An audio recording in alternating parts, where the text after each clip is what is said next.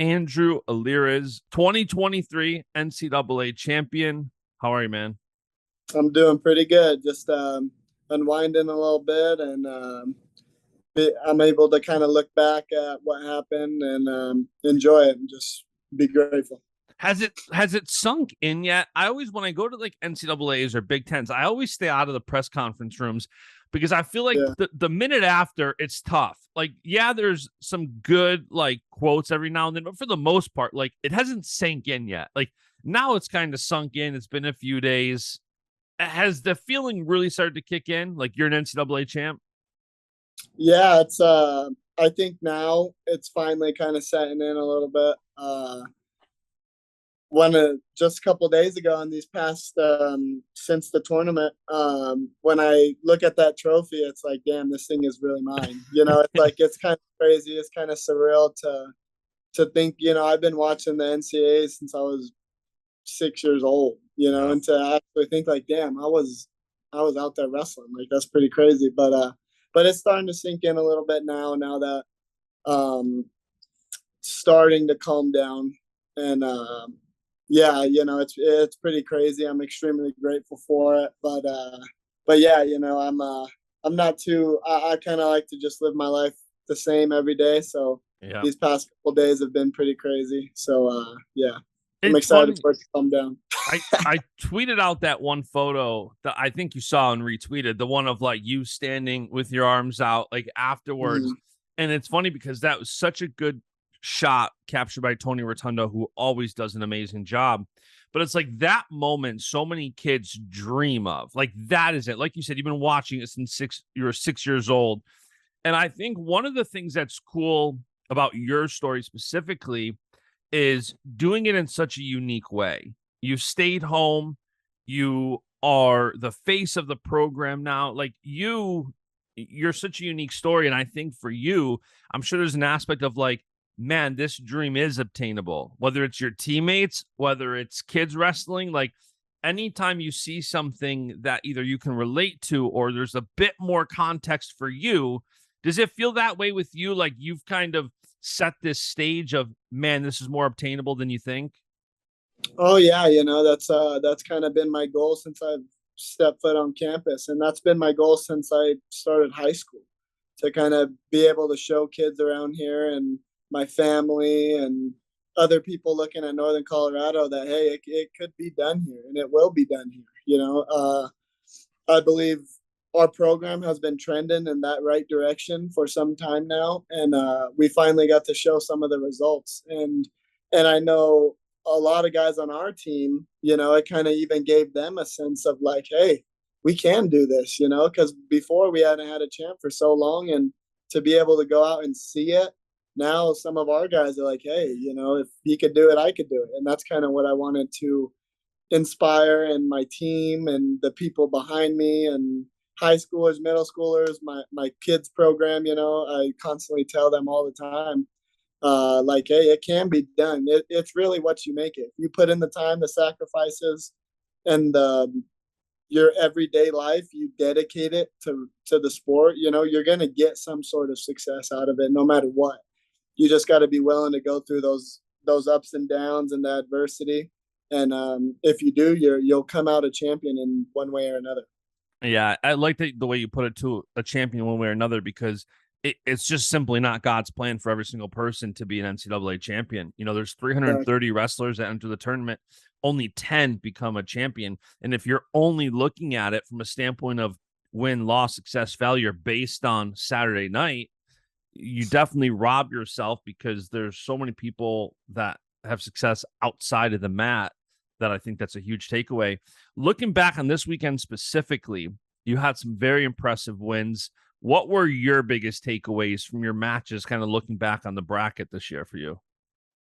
So, one thing I'm really proud of myself, I think in three of my matches specifically, I really I showed my character, and that's really what I wanted to be able to show to the fans and to everybody watching.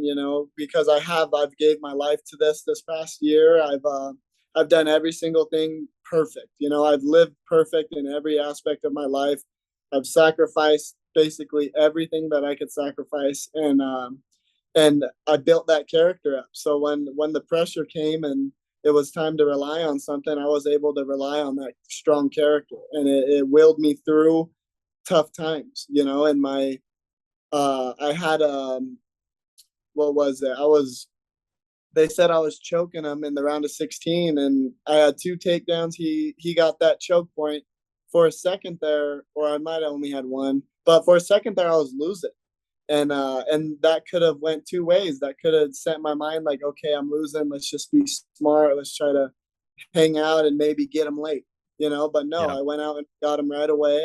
I showed my character. I kept it pushing, and I came away with the win. And then in my quarterfinal, you know, third period, I'm up 2, and he's chasing me hard. He's coming after me really, really hard hand fight, and I had to endure that for 2 minutes straight. And again, I'm just showing that off. And then, of course, in the finals, being able to rise to the occasion and hit a throw that I don't usually do, and you know, get a national title out of it. You know, it just shows that I was really in there, willing to claw and scratch and do whatever I got to do to come out on top. Yeah, that finals match was so interesting because I think it was 0-0 after the first. You know, you were down 2-0 late in the second. What was going through your head there at that point? Like you said, you hit something eventually that you don't normally hit. But what was the process like being down early, being down, you know, I'd say a good, at least the first half of the match? Yeah, so going into that second period, I know top is his best position, and I don't think it'd be a reach to say he's probably one of the top 3 best guys in college on top. So I knew his skill set, but I had been working there too, so I was ready for it. I choose down, and I get to my feet a couple times, get close, and he brings me back down, and then I ended up getting flattened out for a second. He's doing a real good job keeping a lot of top pressure. So in my head, I'm just like, okay, worst case scenario, I give up a stall point, I get ridden out. It's 1-0 going into the third. I'm gonna need a takedown or maybe 2 of them. So I was ready for that moment regardless. And then I back pressure into that ankle ride, and instead of using that pressure to come up to my feet, I like post my hand out, and he gathers it and tight waist chops me to my back. And then I give up 2 quick swipes. And even there, down 2-0, it'd be 2-1 after. I was like, I'm fine. I go get a takedown and I'll be winning. So I wasn't panicking or nothing, but started chasing that body lock. And then I go inside trip, and he doesn't fall. So then my kind of last thing I got is that little like overseas leg wrap throw.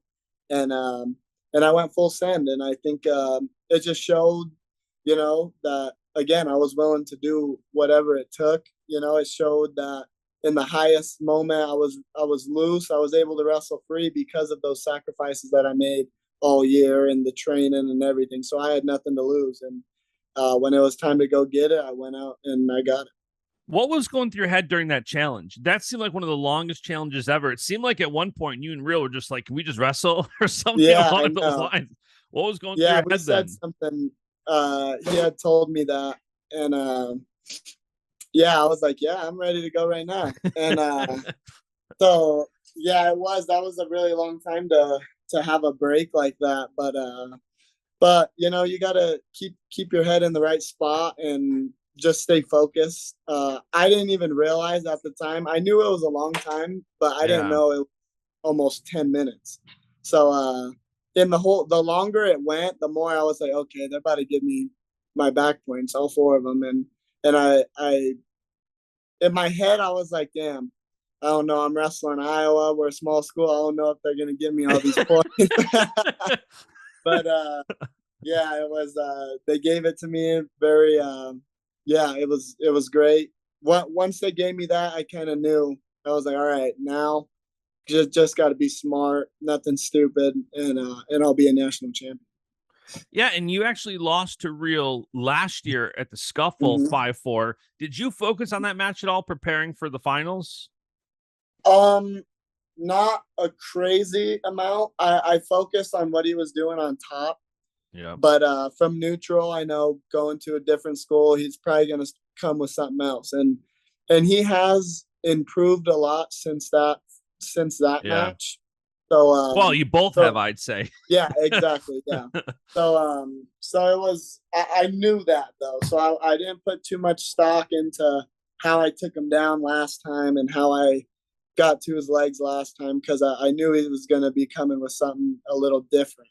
So, but I was focusing on the top portion because I knew that was the match.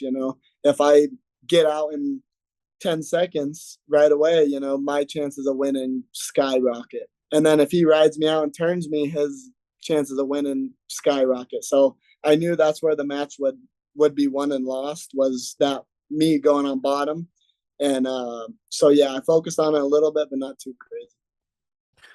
One of the things that's interesting about your career to me is that normally you'll see somebody that's at a weight for a couple of years and they go up for a couple of years.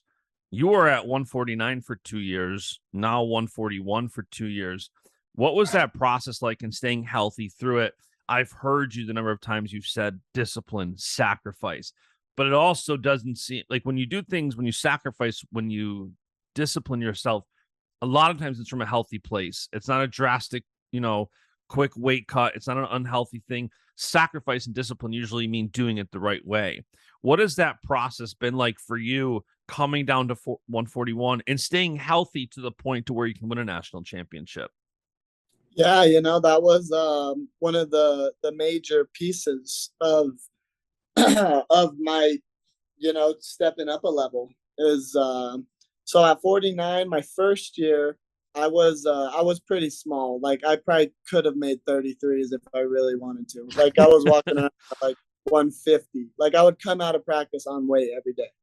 And I wasn't like lean. I was Right. kind of had a little something on me. So yeah, so that year, I was a freshman, in high school. Yep. I was dominating, not cutting weight at all, and I figured I was like, I'll just do the same thing. And yeah, I got a rude awakening. Those boys up there are pretty big if you ain't at your right weight class.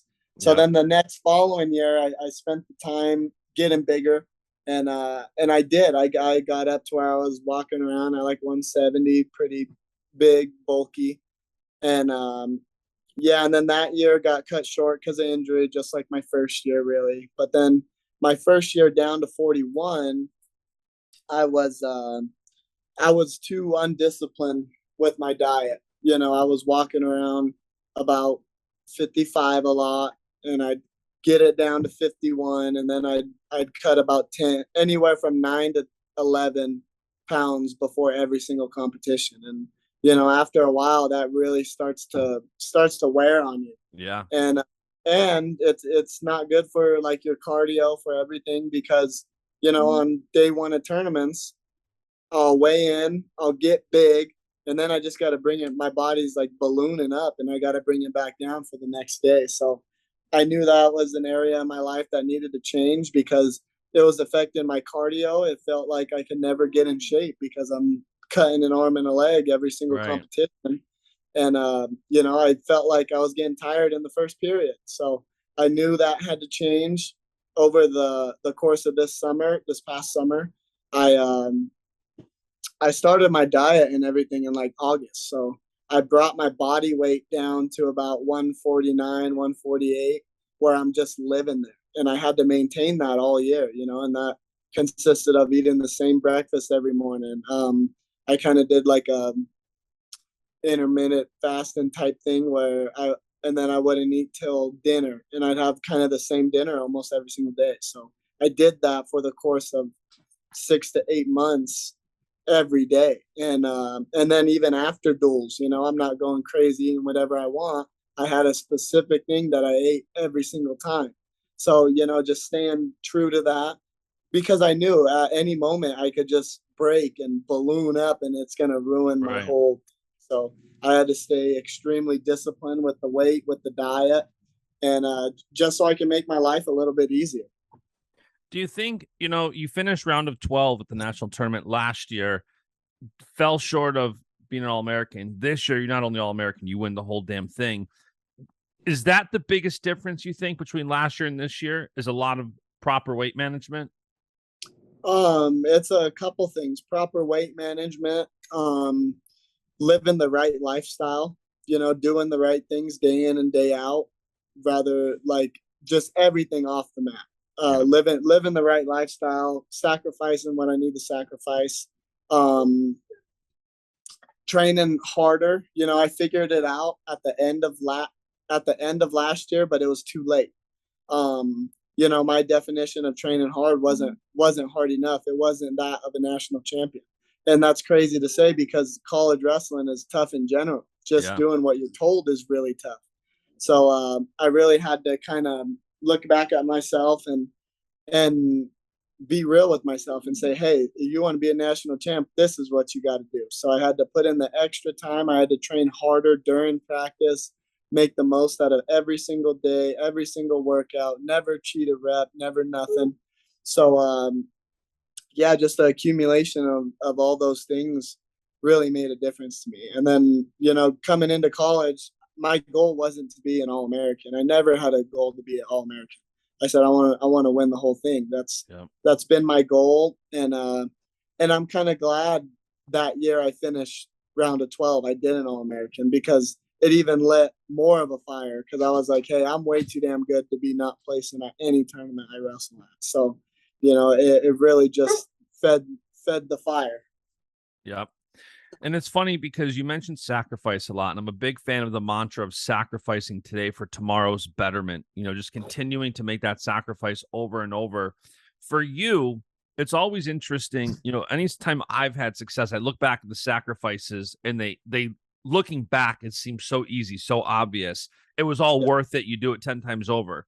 For you, you've mentioned how much you've had to sacrifice. Now that you've hit that goal, if there's a kid out there listening who maybe they're sacrificing every day, but they're not seeing the results yet, what is it like? What would you say to that person who's maybe halfway through their journey, where they're still making that sacrifice, but they haven't hit that? It's so easy once you become a national champion to look back and say, all those sacrifices paid off. What's it like though in the moment and now looking back on it? So with that, you got to be able to hit that rock bottom to eventually rise to the top. I truly believe that. And I also truly believe the person that sticks with it and has the persistence to continue to go and continue to make those sacrifices regardless, you're going to find success. It might not be the exact success you were looking for, but you're going to get something. I'm a firm believer in that. I've seen that play out through the course of many people's career. So I would just tell them you got to stay the course. You're going to be hit. If it was a linear path to the top, everybody would do it. So it's not. You're going to go up, you're going to go down, you're going to go up, you're going to hit another obstacle, but you got to continue to keep it pushing. The minute you fold and wilt to that adversity is going to be the death of your career. You got to, if you just continue and stay the course, you're going to be able to get something out of it. Yeah, for sure. And you got so much out of it. And, you're Northern Colorado's first D1 national champ. They've had 9 D2 champions. You're their first national champion since becoming a D1 school. Your legacy is established. It's forever intertwined with UNC, especially staying home and being a Colorado native. How much does that mean to you to establish that? It means the world to me, because I grew up watching this program. I started training here 8th grade. So my cousins back in the day wrestled for UNC when they were first coming D1, so I've been around the program and I've seen it. And I've always been like, damn, how cool would it be to have a program right here in Greeley that you could go win a national title at? So I've kind of always had that in the back of my head. And like I said, I feel like I've been ordained by God for it to bring success here and been chosen for success. And I think that's really showed because, you can't write it any better. I'm born and raised here in Greeley, Colorado. My family's very tight in the community. Everybody kind of knows our family for the wrestling, the boxing, the MMA and stuff. And I'm the first guy to bring that national title to Greeley, Colorado for UNC. And I think now you're going to start seeing the way we've been building, because I mean, look, we had 2 freshmen in the blood round this year.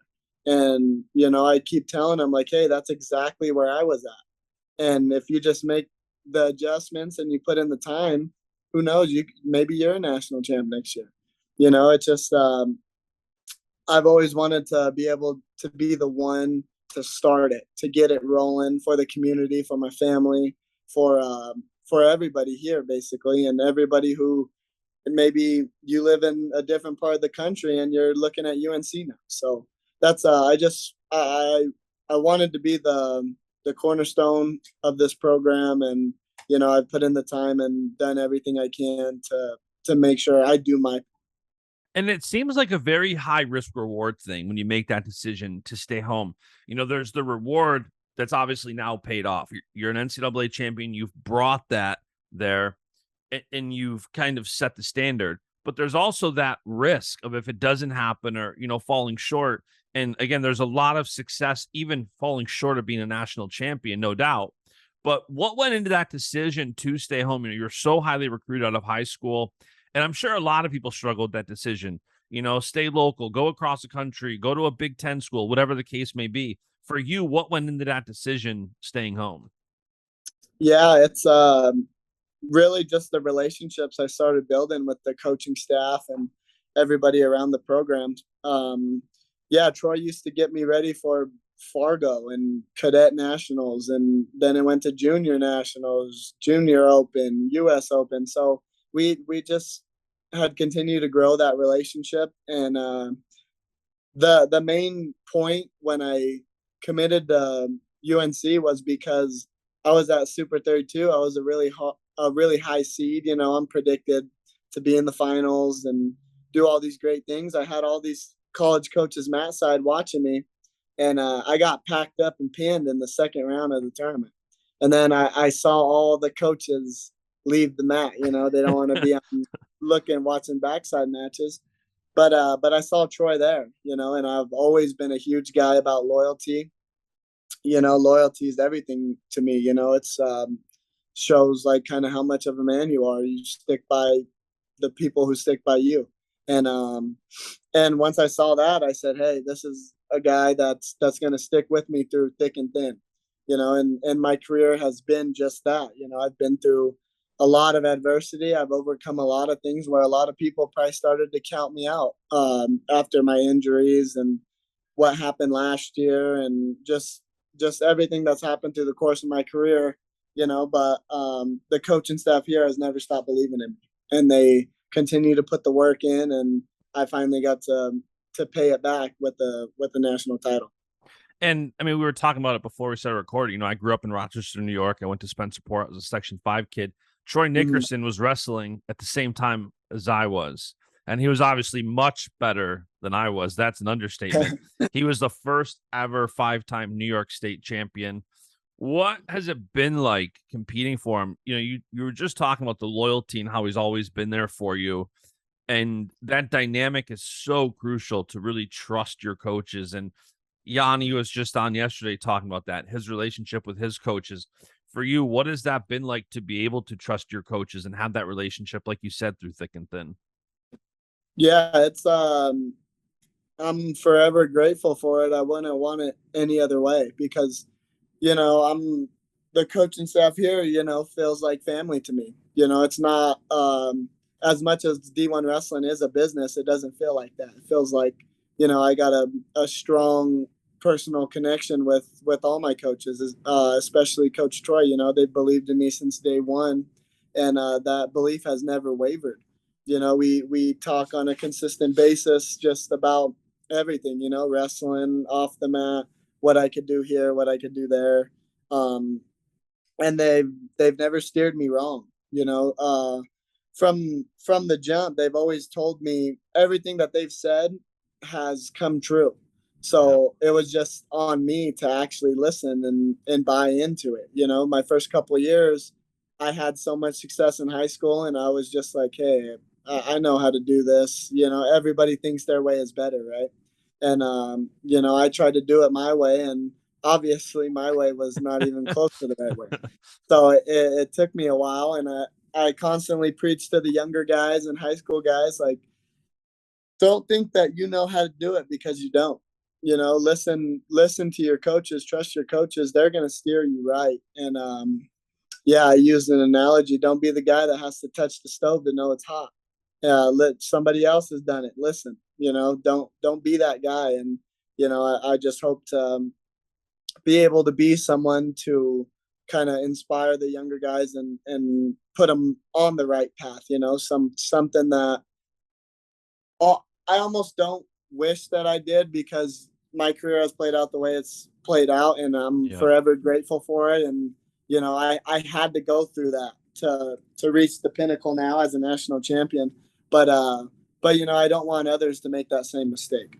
Yeah. And speaking of between New Yorkers and younger guys, Steve Poulin, another New Yorker, had a tough draw, tough tournament. He took losses to Brandon Courtney and Eddie Van Treska. Mm-hmm. But Big 12 champion, young kid, only a redshirt freshman this year. How hopeful and excited are you for the rest of his career? Oh man, he's the sky's the limit for that kid. He's tremendously talented. He's in the right position, and he's starting to figure it out.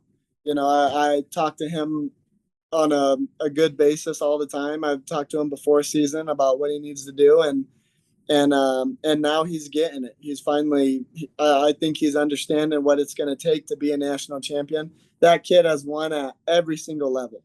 Yeah. And yeah, I truly believe he's going to be a national champion. He's really good. If he buys in and does everything right, good things are going to happen for him. And we got a couple guys on the team that I could say that exact same thing for.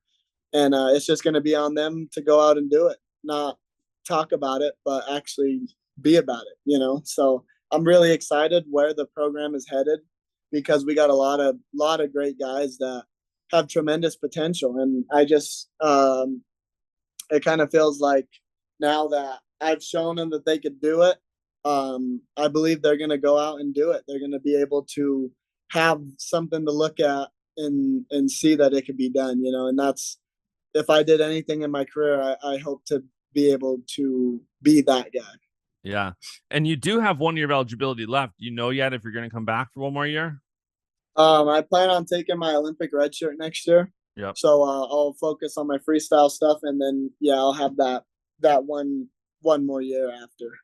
So it won't be next year, but the following year. And plans could change, but as of right now, that's where my mind's at. One thing that I've loved that you've kept saying is you felt ordained by God to be where you are, to do what you're doing. How much has your faith impacted your career in this journey? I know what it's like firsthand to believe that you're destined to do something, or have that faith that God's going to do something. And even if everybody else stops believing, even if there's highs and lows where people hop on a bandwagon, hop off, you have that steady belief. What has your faith done for you in this journey to become an NCAA champion? I've just felt it. Since I was a young kid, I've always felt like I was destined for something. And throughout the course of this year, especially, I just started to really believe it. And then I saw all the opportunities that started to happen for me. Like, God he put me on that journey my junior summer going into this year to really have it click. So it just felt really special to me early on in the season. Will Woods gets hurt. I get a chance to wrestle the number one guy in the country and take over that spot. Boom, there's another, like, stars are aligning. Everything kind of started to happen perfect for me. I go along the whole year winning with relative ease. Like, I know it's not just me, so it feels like it's got to be a higher power. God ordained me for this, for success, to be the one to bring this program, put it on the map, and get the ball rolling. A guy from Greeley, Colorado. You can't write it any better than that. And then especially what happened in the finals, me hitting a 6-point throw that, I probably haven't done since my senior year in high school. I Right. haven't thrown anybody in college. And just for the biggest stage, the biggest moment to win like that, it feels almost too perfect. Like, I know it wasn't just me. So, I'm very grateful. I've remained grateful. And, you got to be grateful because I've been blessed with success. Not like you said, there's 300 and however many people that wrestle in the national tournament. Only 10 of them get to be national champions. And then however many people don't make it to college. Like, there's just so many things that could have went wrong, but all year I just felt it that it's gonna happen for me. And I had this just utmost confidence that it's gonna happen, and that confidence never wavered. And yeah, so I remain grateful, and now it's on to the next thing. You get success like this, a lot of times it's a test. How are you gonna react to this? God may give you something great, like a national title or whatever, like fighters winning millions and millions of dollars. It's a lot of times it's a test. What are you going to do now? You're going to stay Sure. on the right side, or you're going to go start jacking around. Yeah. So just staying grounded, and just continuing to believe and try to make the right choices every day. When you do have those big wins and you do see things align and you start to feel it, and I know what you're describing, not in a wrestling sense for me, but more business sense. But when you have Mm-hmm. those things like Real has to drop out of the All-Star Classic, you pop in pretty last minute and you take out Cole Matthews. Is there that expectation like I knew I was capable of that, but again, stay grounded because it's still a long season? Yeah, it's the way I looked at it is nothing else mattered but completing the objective. And I wanted to annihilate anything that was in my path. So I just took it step by step. I wasn't even really thinking about the national tournament too much. I was thinking about what's in front of me. Yep. So whoever they put in front of me, that's who I got to go beat. And I don't want to just beat them. I want to dominate them. So I just continued to put in the work, trying to separate myself more than anything, and just staying on my toes, not relaxing. A lot of times right off the plane, we'd get back to Greeley and I'd jump on the bike and start doing a workout because I knew you sleep on a win and you'll wake up with a loss. So I just continued the course. I stayed the course, never wavered. And I had to stay focused on what's in front of me. The minute you start looking ahead and you start looking at this guy, that guy, this guy, that's when the next match might be the one that you lose. So, you gotta just be, again, that's staying disciplined too, not getting ahead of yourself, not getting, you want to be confident, but you got to be smart. You got to be the lion and the fox. You got to be able to outwit the slicksters and be able to out tough the tough guys. You got to be both beasts. And that's kind of what I did all year. Yeah, I'd say so. And last night it kind of paid off. Hodge finalist came out. You are a 2023 Hodge Trophy finalist. How cool is it? I'm sure you expected to be named that after going undefeated and winning the season, but to see your name among the Hodge Trophy finalists, how cool is that? And do you think everybody listening right now should go and vote for you? Yeah, that's awesome. It's a tremendous honor. It's something I did kind of set out to put myself in a position for. Obviously, winning the Hodge Trophy is not all in your hands because other guys are really good too. Yeah. But I do believe I put myself in a position to have a strong case. I went. I think it was 140 takedowns to one this year. Crazy. I've given up a total of 4 offensive points all season, and 2 of them came in the finals of the national tournament, and obviously a match that I won. So I think I have the highest bonus rate in the country. I have the highest dominance score in the country. Yeah, and I went out every single time. I went and competed. I wrestled at the scuffle when a lot of people this year didn't wrestle at major tournaments during the course of the season. So I toed the line every time, and that's something that I've done throughout my career. And really, all year, I didn't have a close match. I went out and got it. Almost, I think I probably averaged 4 or 5 takedowns every single match. And then at the national tournament, I beat second, third, fourth, and fifth. So I've kind of checked every box, and a lot of guys had great seasons too. But yeah, if you're voting, men lie, women lie, but numbers don't lie. Yeah, I can agree with that. All right, so NCAA season has wrapped up.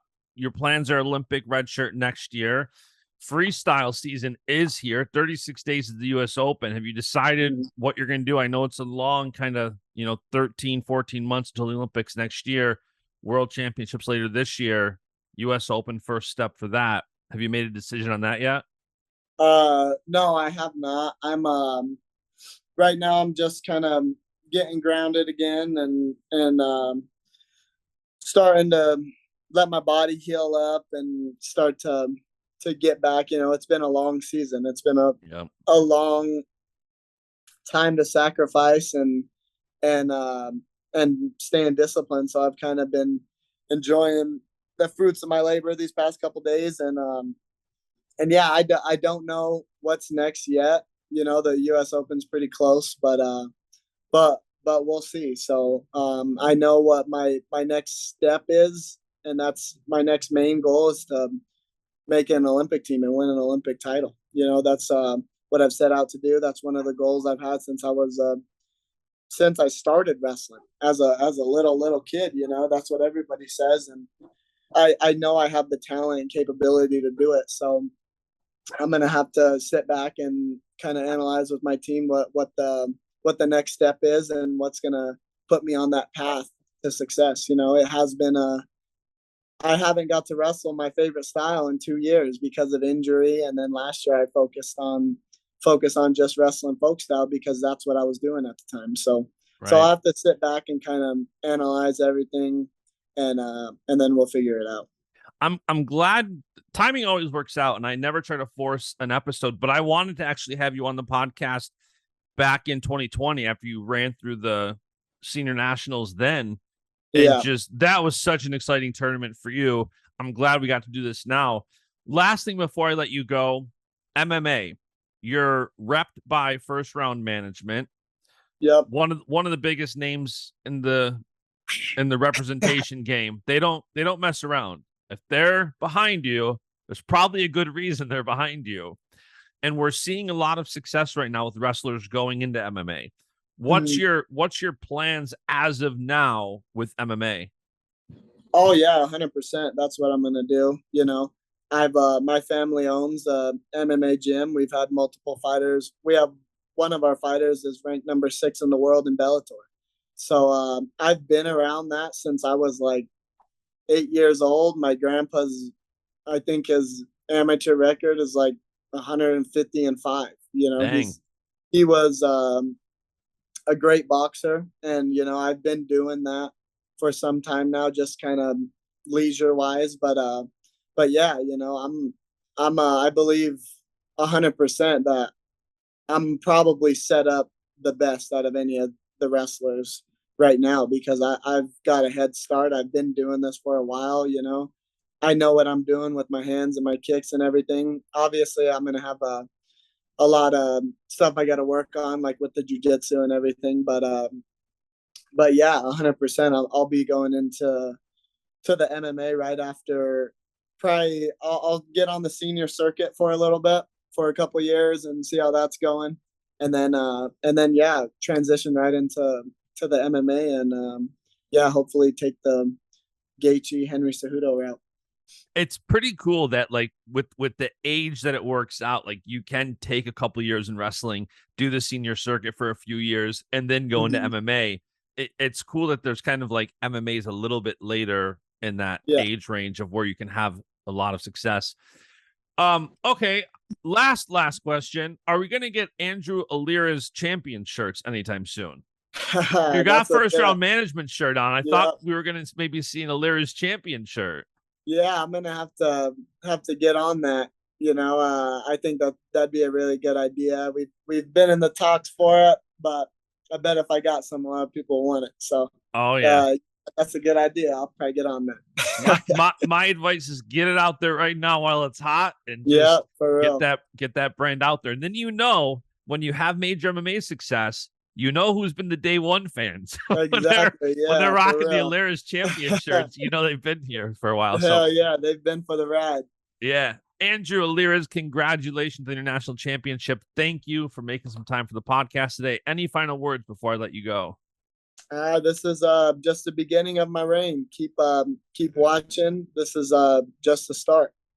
I love it, man. I cannot wait. I'm sure you'll be back on here throughout that journey. So have a great day, man. We'll chat soon.